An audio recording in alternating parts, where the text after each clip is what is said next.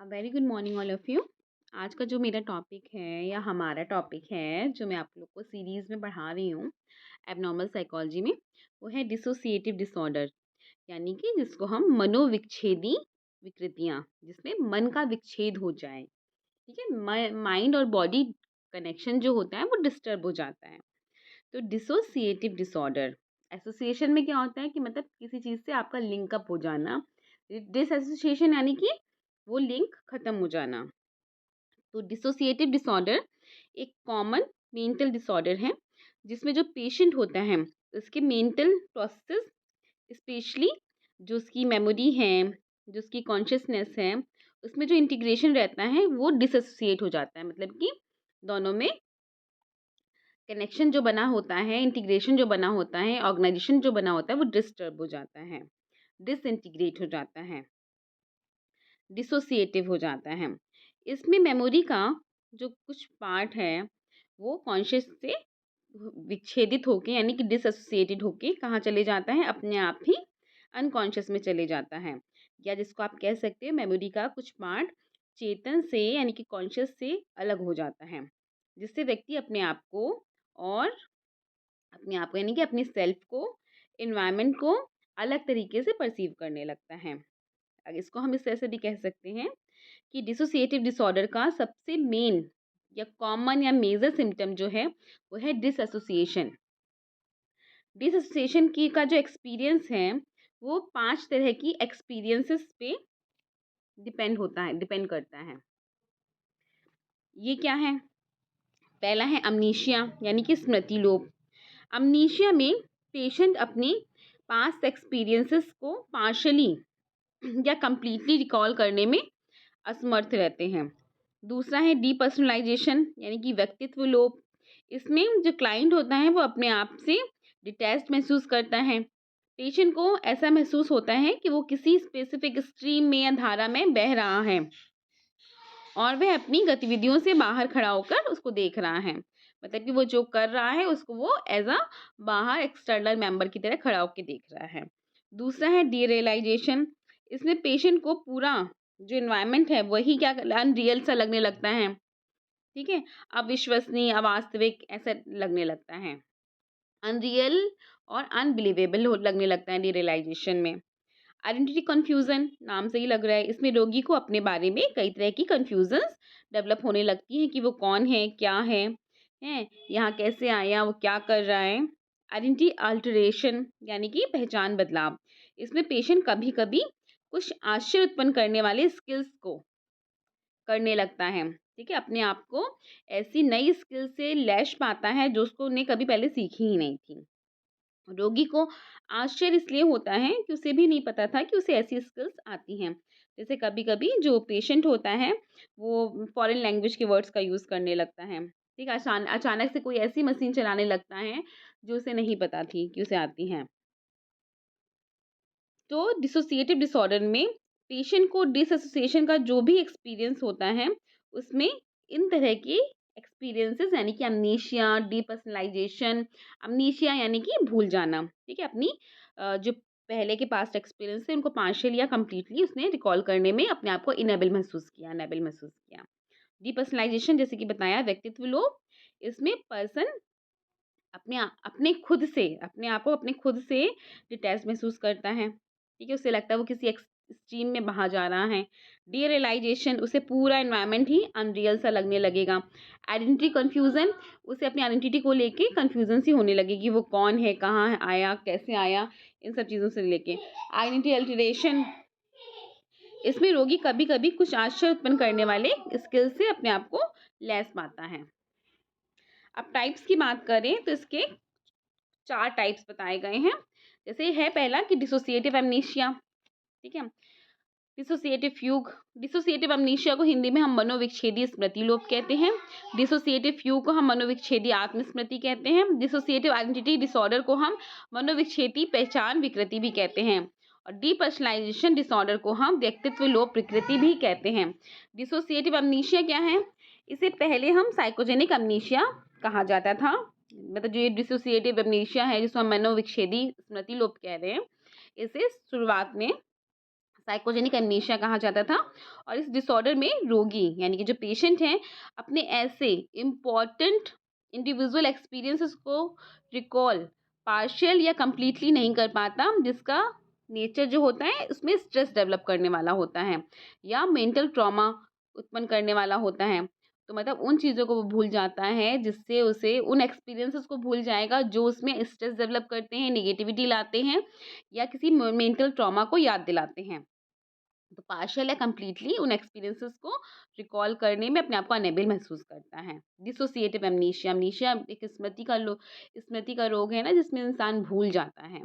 तो वही चीज़ है, इसमें इसलिए भूल जा रहा है क्योंकि वो एक्सपीरियंस या तो उसमें स्ट्रेस, टेंशन, कॉन्फ्लिक्ट डेवलप कर रहे हैं या तो किसी मेंटल ट्रॉमा की याद दिला रहे हैं।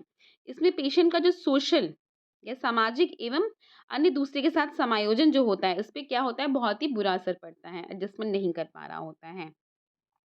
अमनीशिया के कई टाइप हैं, जैसे पहला है रेट्रोगेड अमनीशिया। रेट्रोगेड अमनीशिया यानी कि पश्चगामी स्मृति लोप। यह एक स्पेसिफिक टाइप का लोकलाइज्ड अमनीशिया है, जिसमें व्यक्ति मेंटल ट्रॉमा उत्पन्न करने वाली घटना के ठीक पहले वाली एक्सपीरियंसेस को भूल जाएगा। ठीक है, कोई मेंटल ट्रॉमा जो डेवलप हुआ उससे पहले वाले की, मतलब पहले वो कौन था, क्या था, किसके साथ रह रहा था, कितने भाई बहन हैं, ये सब भूल जाएगा रेट्रोगेड में। पोस्ट ट्रोमैटिक अमनीशिया यानी कि उत्तर आघाती स्मृति लोप। इसमें व्यक्ति मेंटल ट्रॉमा उत्पन्न करने वाली बाद की घटनाओं को रिकॉल नहीं कर पाएगा। बाद में जो जो हो रहा है, उसने क्या खाया, क्या पिया, कहाँ से आ रहा है, ये सब भूल जाएगा वो। तो ये भी एक तरीके का लोकलाइज्ड अमनीशिया है। एंट्रोग्रेड अमनीशिया, इसमें रोगी किसी भी नए एक्सपीरियंसेस को रिकॉल करने में अपने आप को अनेबल महसूस करता है। एंट्रोगेट में मतलब कि कोई नई इन्फॉर्मेशन एंटर ही नहीं कर पा रही उसके माइंड में। रेट्रोगेट में क्या है, मेंटल ट्रॉमा डेवलप होने की पहली वाली चीज़ें भूल गया, वो कौन था, क्या था, कितने भाई बहन थे, वो क्या करता था, ये सब भूल गया। पोस्ट ट्रॉमेटिक अमनीशिया, इसमें क्या है, मेंटल ट्रॉमा उत्पन्न होने के बाद वाली चीज़ों को भूल जाएगा, उसने क्या खाया, क्या पिया, ये सब। एंट्रोगेट अमनीशिया में नए स्किल्स को सीखेगा पर उनको रिकॉल नहीं कर पाएगा, अनेबल महसूस करेगा सीखने में। ठीक है, तो मतलब नई इन्फॉर्मेशन एंटर ही नहीं कर पा रही है। फिर है सेलेक्टिव और कैटेगोरिकल अमनीशिया। इसमें पेशेंट किसी घटना से रिलेटेड इन्फॉर्मेशन का रिकॉल ना करके कुछ ही इन्फॉर्मेशन को रिकॉल कर पाएगा, मतलब कि पार्शियल यानी कि सेलेक्टिव इन्फॉर्मेशन ही रिकॉल कर पाएगा। तो इसलिए इसे कहा गया है सेलेक्टिव और कैटेगोरिकल अमनीशिया, मतलब इस सेलेक्टिव पार्ट को, एक कैटेगोरिकल पार्ट को वो भूल जाएगा और बाकी इन्फॉर्मेशन बता देगा। फिर है जनरलाइज्ड अमनीशिया। जनरलाइज्ड अमनीशिया यानी कि सामान्यीकृत स्मृति लोप। इसमें जो पेशेंट होता है अपनी पूरी होल लाइफ की जितनी भी घटनाएं हैं उसको रिकॉल करने में अपने आप को अनेबल महसूस करता है। जनरलाइज्ड अमनीशिया मतलब पूरी जो भी उसकी ज़िंदगी है उसकी घटनाएं रिकॉल नहीं कर पा रहा। कॉन्टिन्यूअस अमनीशिया, सतत स्मृति लोप। इसमें रोगी किसी स्पेसिफिक पॉइंट ऑफ टाइम के ही एक्सपीरियंसेस को रिकॉल कर पाता है और बाद की एक्सपीरियंसेस को रिकॉल नहीं कर पाएगा। सिस्टमेटाइज्ड अमनीशिया, इसमें रोगी कुछ विशेष श्रेणी की सूचनाओं का रिकॉल नहीं कर पाता है, जैसे रोगी किसी व्यक्ति या किसी परिवार से संबद्ध सारी अनुभूतियों को रिकॉल करने में जब अपने आप को असमर्थ पाता है, तो ये क्या है, सिस्टमेटाइज्ड अमनीशिया है। ठीक है, मतलब एक सिस्टमेटिक में किसी सिस्टमेटाइज तरीके से सीक्वेंस में भूल गया उन चीज़ों को। इसमें से जो लास्ट की जो 3 सिम्पटम्स हैं उनको अधिक गंभीर माना गया है और यदि कोई व्यक्ति इन 3 सिम्पटम्स को दिखाता है तो समझा जा सकता है कि जो उसका डिसोसिएटिव डिसऑर्डर है वो बहुत ही ज़्यादा क्या है, सीरियस है। ठीक है, ये जो डिसोसिएटिव डिसऑर्डर है बच्चों से लेके वयस्क में किसी भी उम्र में हो सकता है और कुछ मिनट से लेके कुछ वर्षों तक चल सकता है। तो अब बात करते हैं डिसोसिएटिव फ्यूग की। This is the second type of dissociative disorder. इसे पहले साइकोजेनिक फ्यूग के नाम से जाना जाता था। इसमें व्यक्ति में अमनीशिया के लक्षण तो होते ही हैं, मतलब भूलने के लक्षण तो हैं ही उसमें, साथ ही साथ वे अपने घर या सामान्य निवास स्थान को छोड़कर अचानक से अप्रत्याशित ढंग से कहाँ चले जाएगा, कहीं दूर चले जाएगा, सडनली अनएक्सपेक्टेड मैनर में अपने घर को छोड़ के चले जाएगा और वह जहाँ पे भी जाएगा वहाँ पे नया काम करेगा, नया नाम बताएगा, अपनी नई पहचान बनाएगा, शादी ब्याह करेगा, एक नई फैमिली स्टार्ट कर लेता है। सॉरी। कई दिन, महीनों और कभी-कभी साल बीत जाने के बाद रोगी को अचानक से अपने आप को नई जगह पे देखकर बहुत ही सरप्राइजिंग फील होता है कि वो यहाँ कैसे आ गया, वो क्या है, और वो नई ज़िंदगी के बारे में अब उल्टा हो जाएगा। नई ज़िंदगी जो उसने स्टार्ट की थी, उनके बारे में सब कुछ भूल जाएगा। उसे समझ नहीं आता वो यहाँ पे कैसे आया, क्यों आया और क्या कर रहा था। अगर स्टडीज़ को देखें तो जो जो डिसोसिएटिव फ्यूग है, इसकी जो शुरुआत है वो किसी न किसी ऐसी स्पेसिफिक इवेंट से या सिचुएशन से हो जाती है जिसमें व्यक्ति अपने आप को किसी मेंटल ट्रॉमा में पाता है। कोई मेंटल ट्रॉमा उसको लगा तो उसको अचानक से डिसोसिएटिव फ्यूग डेवलप हो जाएगा। और ऐसे जो रोग होते हैं इसमें व्यक्ति अपने आप, ऐसे रोग के जो व्यक्ति होते हैं वो इमैच्योर होते हैं, सेल्फ सेंटर्ड होते हैं, सजेस्टिबल होते हैं। जब ऐसे व्यक्तियों को किसी स्पेसिफिक यानी कि किसी नेगेटिव एडवर्स सिचुएशन या सैड सिचुएशन का सामना करना पड़ता है तो उनसे वो उसको फेस नहीं कर पाते, कन्फ्रंट नहीं कर पाते ऐसी सिचुएशन को, और उसमें साइकोजेनिक ये फ्यूग जो होता है वो डेवलप हो जाता है। ठीक है?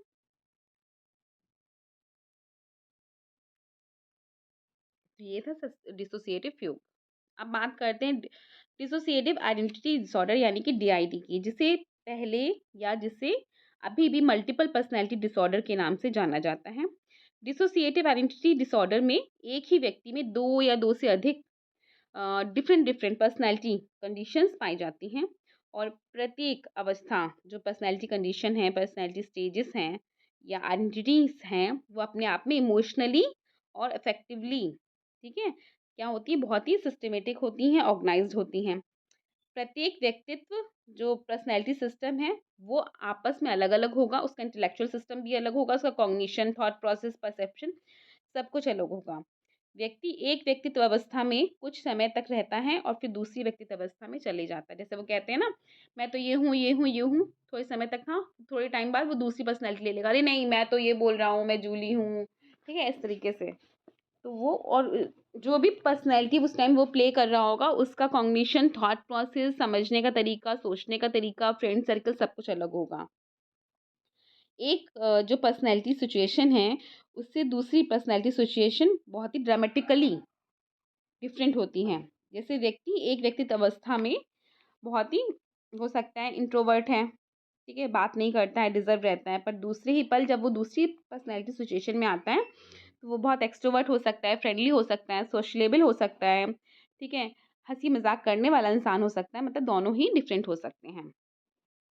अब डीआईडी यानी कि डिसोसिएटिव आइडेंटिटी डिसऑर्डर में अब ये बात और पूछी गई कि कितनी तरह की व्यक्तित्व अवस्थाएँ हो सकती हैं। तो रॉस ने एक स्टडी की थी जिसमें उन्होंने देखा था कि इसकी जो औसत संख्या है, एवरेज नंबर है, वो 15 तक हो सकता है। और अभी हाल तो नहीं कहेंगे इसको, पर एक एक्सपेरिमेंट हुआ था या केस देखने को मिला था टूडी चेस का, जिसमें एक महिला में 92 डिफरेंट पर्सनैलिटी स्टेजेस पाई गई थी। जब व्यक्ति में 2 या 2 से अधिक व्यक्तित्व अवस्थाएँ होती हैं, तो जनरली प्रत्येक अवस्था एक दूसरे से कुछ हद तक, जब 1 या 2 ही स्टेजेस हैं एक इंसान के अंदर, क्योंकि वो सफ़र कर रहा है डीआईडी से, तो 1 या 2 ही सिचुएशन है, तो वो एक दोनों ही सिचुएशंस को, दोनों ही अवस्थाओं को, दोनों ही पर्सनैलिटी कंडीशंस को जानता होगा कि कहीं न कहीं मेरे अंदर ये उभर के आ जाता है। एक-दूसरे से बात करके एक कोऑर्डिनेशन भी डेवलप कर लेती हैं ये जो कंडीशंस होती हैं। ठीक है?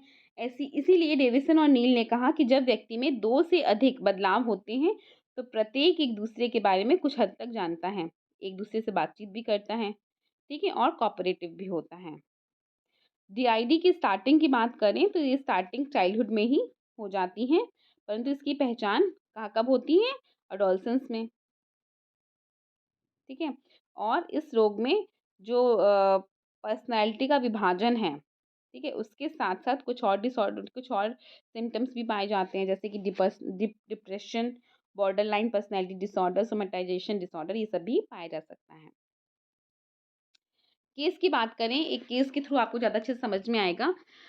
इसका एक केस था डिसोसिएटिव डीडीआई की, मतलब डीडीआई डिसोसिएटिव आइडेंटिटी डिसऑर्डर, डीआईडी के कई एग्ज़ाम्पल हैं, जैसे कि थ्री फेसेस ऑफ ईव का था, जिसे थिगपेन और क्लेकली और सिबिल जैसे स्कीवर, जेकिल, मिस्टर हाइड जैसे डेविस और सर्सन ने स्टडी किया था।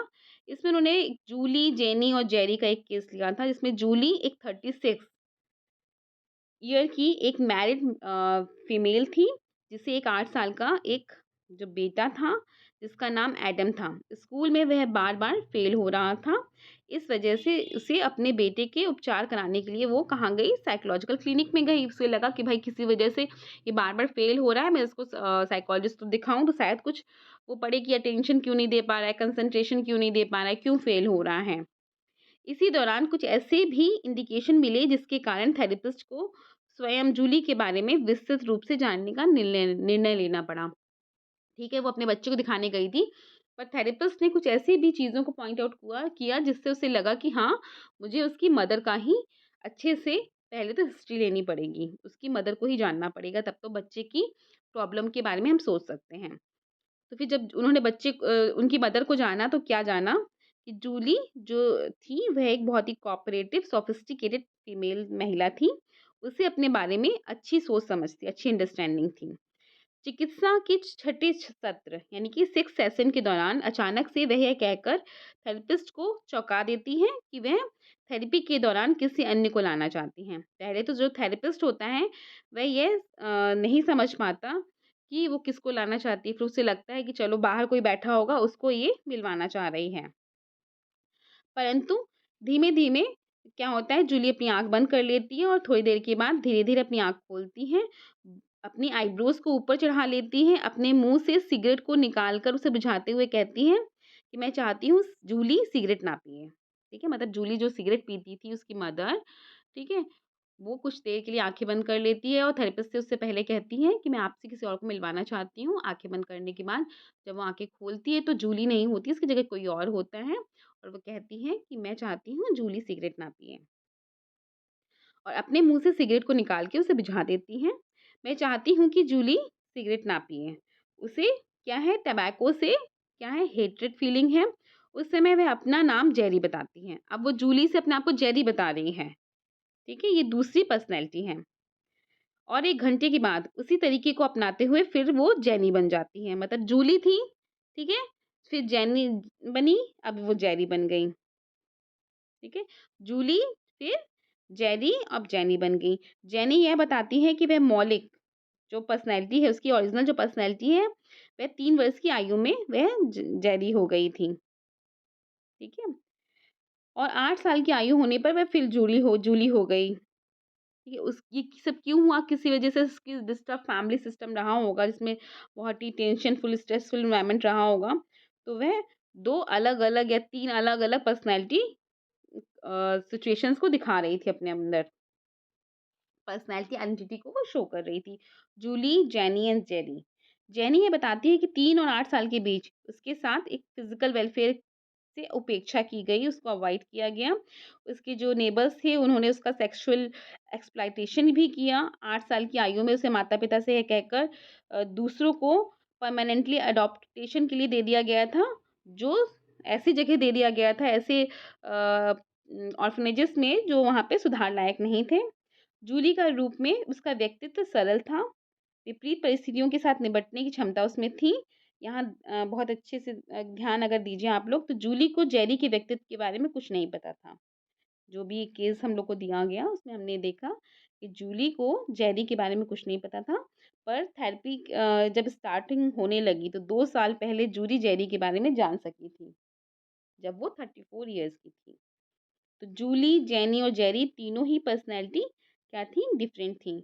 जेनी जो स्पेशली या ओरिजिनली जिसकी जो पर्सनैलिटी थी वो बहुत ही शाय थी, डरी-डरी रहती थी, अपने आप को इनसिक्योर महसूस करने वाली पर्सनैलिटी थी। 3 साल के बच्ची के समान वो कभी भी व्यवहार करने लगती थी। वह जूली और जेरी दोनों ही पर्सनैलिटी के बारे में जानती थी। ठीक है? जो जेनी थी वो जूली के बारे में भी जानती थी और जेरी के बारे में भी जानती थी। और दोनों ही और ये उम्मीद करती थी कि जूली और जेरी दोनों ही एक दिन मिलकर एक साथ एडम की उत्तम माँ बनेंगी। एडम जो उनका बेटा था, ठीक है?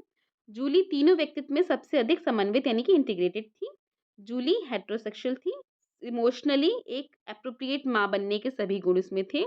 जूली को स्मोकिंग करने की बुरी आदत थी। जूली को जेरी के बारे में पता नहीं था, ठीक है? अब जेरी की बात करें, तो जो जेरी थी वो जूली के ठीक अपोज़िट थी, ठीक है? और वो थोड़ा-सा मेल यानी कि मैस्कुलाइन ट्रेट्स को अपने अंदर शामिल किए रहती थी। जेरी स्मोकिंग नहीं करती थी, ठीक है? और इसमें उसके बीपी-ईपी के बारे में भी बताया गया। तो बेसिकली इस केस का मतलब ये था कि एक महिला जिसके अंदर 3 पर्सनैलिटी एंटिटीज़ थीं, जूली की, जेनी की और जेरी की, ठीक है? इसमें क्या हो रहा है, अमनीशिया भी दिखने को मिल रहा है क्योंकि भई एक पर्सनैलिटी तो 2 के बारे में जान रही है, पर वहीं दूसरी पर्सनैलिटी बाकी 2 के बारे में नहीं जान रही है, ठीक है? तो ये था डीआईडी डिसऑर्डर। अब एटियोलॉजी की बात करें इसकी सॉरी, तो इसके क्या कारण हो सकते हैं? इसका एक सबसे मेन कारण हो सकता है कि चाइल्डहुड में अगर किसी भी बच्चे के साथ अब्यूज़ हुआ है, सेक्सुअल अब्यूज़ हुआ है, तो आगे चल के हो सकता है डिसोसिएटिव आइडेंटिटी डिसऑर्डर या डिसोसिएटिव डिसऑर्डर को वो उससे सफ़र करने लगें। क्योंकि इसमें क्या होता है, बहुत ही हाईली इमोशनल ट्रॉमा पहुँचता है उस इंसान को। दूसरा है, ऐसे व्यक्ति सेल्फ हिप्नोसिस के प्रति बहुत ही ज़्यादा ओरिएंटेड महसूस करते हैं।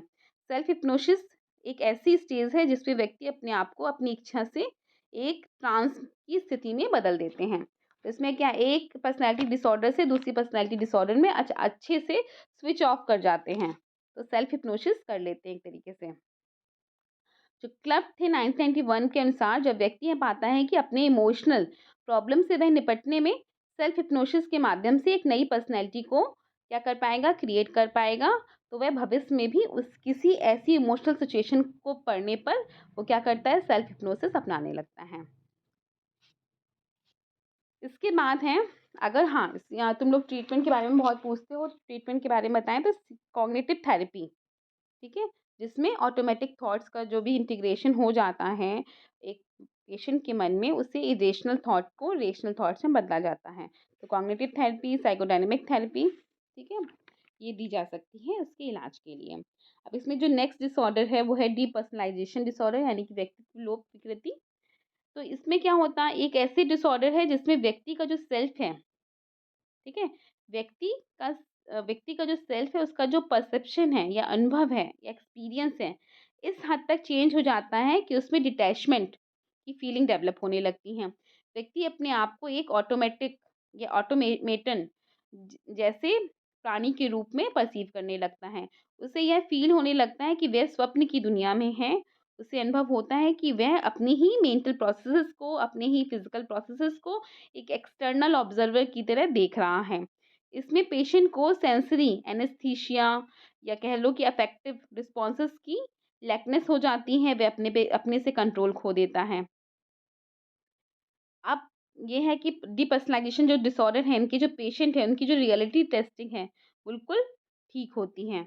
वह समझता है कि वह अपने आप को एक ऑटोमेटिक अ, खुद ही जैसे हमारी मशीनें चलती हैं, ठीक है? ऑटोमेटिकली मशीनें चलने लगती हैं, वैसे अपने अंदर फ़ील करने लगते हैं ये, ठीक है? अपने आप को एक मैकेनिकल ऑटोमेटिक अ, मशीन जैसा फ़ील करने लगते हैं और इनमें हिप्नोटाइज़ेबिलिटी जो होती है, वो बहुत ही ज़्यादा होती है। ठीक है?